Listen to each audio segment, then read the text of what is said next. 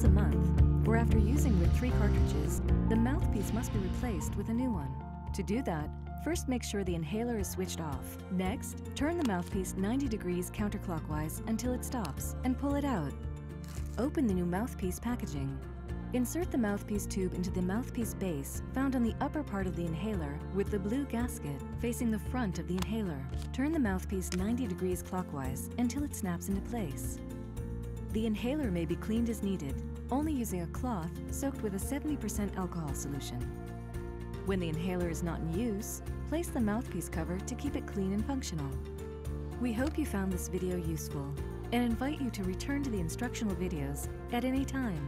Our customer service center and dedicated nurses will be happy to assist you with any questions you might have.